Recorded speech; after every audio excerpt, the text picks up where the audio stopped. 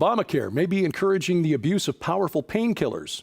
UNESCO tries to whitewash Jewish history on the Temple Mount, and everything bad in the world is the fault of Christians. This is SkyWatchTV for Wednesday, April 20th, 2016. I'm Derek Gilbert. First up, President Obama is in Riyadh visiting with King Salman of Saudi Arabia. They're expected to discuss the fight against ISIS, but probably not on the agenda the bill in Congress that would remove diplomatic immunity from countries shown to be culpable for terror attacks inside the U.S. If it passes, the bill could open Saudi Arabia to lawsuits from survivors and families of victims of 9/11. King Salman has said his country would dump hundreds of billions of dollars of U.S. assets if the bill passes. President Obama has shown which side he's on, says he will veto the bill if it passes. And the Obama administration is trying to keep some additional secrets, a pile of documents related to financial policy, about 11,000 pages that appear to be a history of the government's seizure of Fannie Mae and Freddie Mac. Now, Fannie and Freddie were created as so-called GSEs, government-sponsored entities, quasi-governmental agencies that were tasked with keeping credit flowing in mortgage markets. But in the years before the real estate crash back in 2007, instead of acting as the insurance agencies for Federal Housing Authority loans, administrators began making very aggressive business decisions to drive up earnings because their bonuses were tied to earnings growth. But the real problem was after the government took over the agencies in September of 2008. They were used as a sort of garbage dump for Wall Street. Fannie and Freddie began buying up toxic mortgages that the big banks on Wall Street wanted to get rid of after the subprime mortgage collapse. They were buying about $40 billion a month during the peak of this program. In total, they borrowed about $187 billion to help bail out the banks. But by 2012, the real estate market had improved again, and Fannie and Freddie were once again making money, a lot of money, to the point they'd actually become a cash cow for the government. So the Obama administration, instead of sticking with the original deal, which was that the government would take an 80% stake in Fannie and Freddie in return for 10% dividend payout, the government decided it wanted a 100% dividend, all of the money. In spite of the fact that Fannie and Freddie then thus paid the government $228 billion, or $40 billion more than it borrowed, none of that money went to pay off the debt. Fannie and Freddie have been turned into a very profitable and highly irregular source of income for the federal government. Meanwhile, behind the scenes, government officials have been working with Wall Street lobbyists to put together a plan for a consortium of private banks to step in and take over the roles of Fannie and Freddie. Now think about that. The banks that caused the subprime mortgage crisis, which nearly wrecked the global economy 8 years ago, is about to be put back in charge of the housing market that they themselves nearly destroyed. So back to the point, what is in this pile of documents that the Obama administration is defending in court its right to keep secret? We don't know. They're secret. But you can bet that it's not good news for you or me. And while we're talking about the government taking over big chunks of the American economy, Obamacare, which is on track to become the largest contributor to gross domestic product before the end of this year, surpassing even what we spend on housing, which makes no sense at all. The largest private health insurance company in America, United Healthcare, has announced earlier this week that it is withdrawing from most of the state exchanges required by Obamacare by 2017. It'll remain only in a handful of states. This means 800,000 people will have to find other insurance. It is a blow to Obamacare, which is on track, as I said, to become the single largest expenditure by U.S. citizens before the end of this year. And with the recent mergers of the insurance companies Aetna and Humana and Cigna and Anthem, the major players in the market now are down from 5 to 3, the other being Blue Cross Blue Shield, which, of course, fewer choices means higher premiums. And as Obamacare is proving itself to be the law of unintended consequences, it is apparently leading to an increase in the prescription and use of powerful painkillers. An Obamacare initiative intended to reward quality care may be increasing the number of Americans addicted to opioids. See, patients are asked under Obamacare to rate their satisfaction with their health care. And then the Centers for Medicare and Medicaid Services are tying reimbursements to hospitals in part to how well they score on these surveys. The problem is that other studies have shown that patients who rate themselves as happiest with their health care are the ones who tend to spend the most on prescription drugs and have the highest mortality rates. So in other words, patients who want powerful painkillers like opioids and don't get them could cost their health providers a lot of money, which provides an incentive for those health providers to write prescriptions for powerful painkillers when they may not be the best course of treatment. And bear in mind that the number of fatal prescription opioid overdoses in the United States has quadrupled in the last 15 years. Now, you have to forgive me for this next story. I try not to spend too much time pointing out the hypocrisy of progressives because it's a target-rich environment, and we could spend a lot of time each day beating a horse that, if it isn't dead, is at least on life support. But this one is too bizarre. Last weekend in Philadelphia, a conference was held called the White Privilege Conference, a conference dedicated to educating attendees on how white people have an unfair advantage. Well, one social justice warrior went to Twitter and tweeted that although the keynote speech was excellent, it was another example of white privilege because the keynote speaker, a white male, overran his allotted time. Well, the speaker took issue with that and pointed out that he was told he had 60 minutes to speak and only took 53 minutes. Well, the social justice warrior responded by saying that his tweet was an example of a white man's defensiveness instead of taking responsibility. I don't have enough hands for the size of that facepalm. Another speaker at that white privilege conference blamed all the bad in the world on Christians. And as I've said before, we probably ought to get used to this kind of treatment. The speaker said the Christian hegemony lies at the heart, a center of a web of evil that includes racism, sexism, and ableism.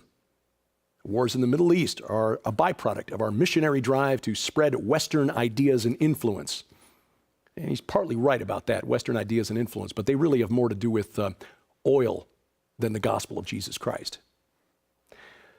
And he blames global warming on the fact that Christians are taught to worship God, the Creator, instead of earth, and treat the earth as sacred. Now, this just illustrates what Brian Godawa and Sheila Zielinski have said on SkyWatchTV recently, that as we move deeper into the 21st century and deeper into a post-Christian America, we're not moving into a new golden age of atheism and enlightened reason. We are moving into an age of pagan earth worship.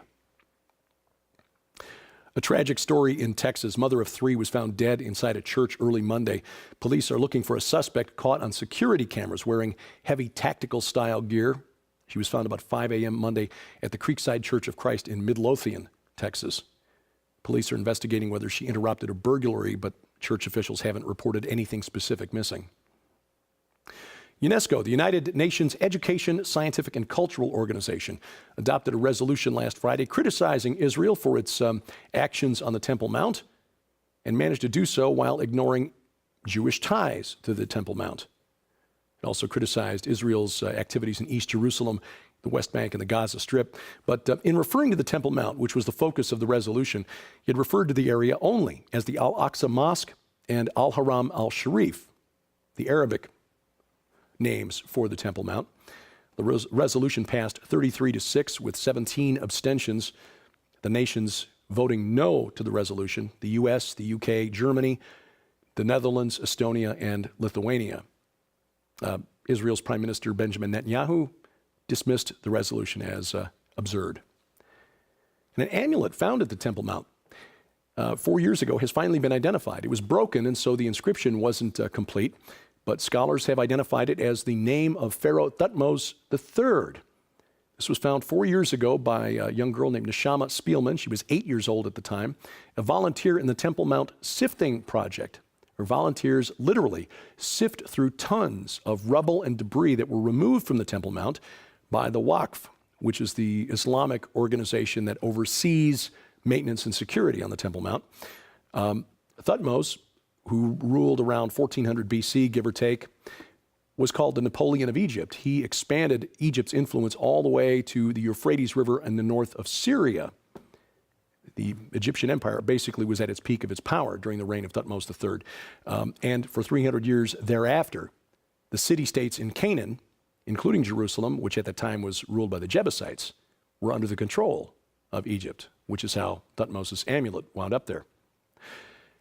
But sadly, in our modern age, the history of Israel continues to be violent, almost as violent as it was back in the day.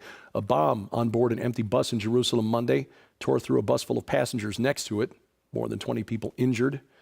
No group has claimed responsibility, but Hamas, Fatah, and Islamic Jihad all praised the event.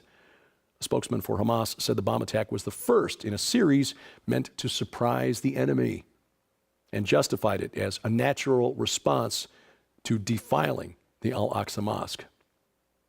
And just remember, this is going to continue because the struggle in the supernatural realm has always been and will always be, until Armageddon, for the control of God's holy mountain, the Temple Mount, Mount Zion.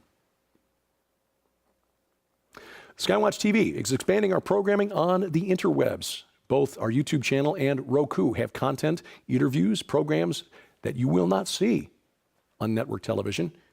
Sometimes we get a guest here, the conversation's going so well, we record an extra of 1, 2, 3 interviews, and we can't fit all of them into our weekly schedule.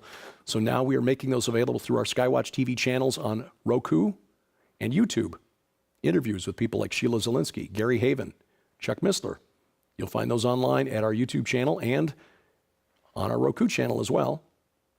And if you've got a need for a more portable version of SkyWatch TV, the SkyWatch TV podcast. Now, we updated it this week, and I'll say again that if you've been subscribing to the SkyWatch TV podcast, and we thank you for that, you will need to update your podcatcher, whether it's iTunes, Stitcher, or some other podcatcher. We changed the podcast and moved it to Blog Talk Radio. Simplifies our workflow. It also means that your podcatcher is now looking in the wrong place for the updated feed. So log on to skywatchtv.com, look for the link in the top menu bar labeled podcast and all the instructions there for the code you need to update your podcast subscription. Whispering Ponies Ranch is the subject of SkyWatch TV this week. Tom and Nita Horn join us in studio and at the ranch to show you exactly the exciting developments that have taken place out there. This is the ministry that SkyWatch TV supports, and it's what really the reason for what we do here at SkyWatch TV. It is a ministry for children who've been abused and broken, and those miniature horses are the key to unlocking their hearts, their minds, their spirits. Find out what's going on there today, 2:30 p.m. Central Time on the Cornerstone Network, coast to coast, and again Saturday on the Victory Television Network in Arkansas and around Memphis, and coast to coast on the Christian Television Network. A complete listing of dates, times, and stations where you can see SkyWatch TV. You'll find that at skywatchtv.com. Your support is critical to us at SkyWatch TV, but we always like to make sure you know how much we appreciate it. So our gift to you during April for your gift of $20 or more, this Amazing Grace glass block paperweight and an audiobook edition of The Ahriman Gate, Tom and Nita Horn's chilling supernatural thriller. That's our gift to you for your support of $20 or more. To donate, log on to skywatchtv.com/. And you can also support us with just a click of the mouse. Clicking like, share, or subscribe at these places on the web is a great help to us as it shares the message around. And if you're curious about what I'm thinking or writing about, you'll find that information here, my Facebook page, Twitter feed, and website, including my new blog. My email address for your comments and questions, dgilbert@skywatchtv.com. And thank you for a couple of notes that I received about my comments on Monday, comparing the parliamentary elections in Syria to the Republican caucus in Colorado. I was only commenting on the irony of American politicians calling the Syrian elections illegitimate when voters in Colorado and other states where caucuses were held in lieu of a primary election were not even allowed to vote for the candidate. Please do not interpret this as an endorsement of any particular candidate, just commenting on the the irony. And I should have mentioned that this is true of both parties, because just as Trump supporters were upset by what happened in Colorado, Bernie Sanders supporters have been upset that in many states where he has won a majority of the votes, Hillary Clinton keeps picking up these so-called super delegates. As I said, both Democratic and Republican Party elites showing that they are more than happy to ignore the will of the people in order to select their candidate. And again, ironic that those are the same group of people criticizing the Syrians for holding an illegitimate election where people actually got to vote. Should also mention, today being April 20th, 2016, it was 100 years ago today that the Chicago Cubs played their very first game in Wigman Field, which is now Wrigley Field. In the grand scheme of things, that's nothing important, I know. But I like to think of my more than half century of being a Cubs fan as training for my Christian walk. Because like Christians, we Cub fans are not supposed to enjoy our ultimate reward in this lifetime. Thank you for watching as we keep watch. I'm Derek Gilbert, and this is SkyWatch TV. To celebrate the release of Nita Horn's inspiring new book, No Fences, SkyWatch TV would like you to tell your story, because after all, even if you don't think so, you actually have a story. Send in your story, and we are going to choose the 10 best, and they'll be published for Christmas release in an anthology of those stories, along with the book that you buy that is actually only $19.95. Am I right on that? That's correct. For free. Tom Horn, crazy guy, he's throwing in a journal, which on its own, most of these retail for $20 on their own. So this journal is to help you start writing your story. When you buy the book, not only are you going to be enrolled in this, and you can send in your story, but you'll get a plastic pony, you'll get a journal of your own, and the proceeds from the book are going to help fund the studio we're building for SkyWatch Women, and Nita Horn is going to be one of our panel members. The 10 authors who are selected for the anthology published by Defender Publishing in time for Christmas will also receive a $500 cash prize. That'll go a long way at Christmas time, won't it? Yes, it will. Even if your story is not one of those selected for the anthology, if you've taken the time to write your story, you've left a legacy for your children and for your grandchildren. Amen to that. For complete instructions and details on this opportunity, please log on to skywatchtv.com/nofences.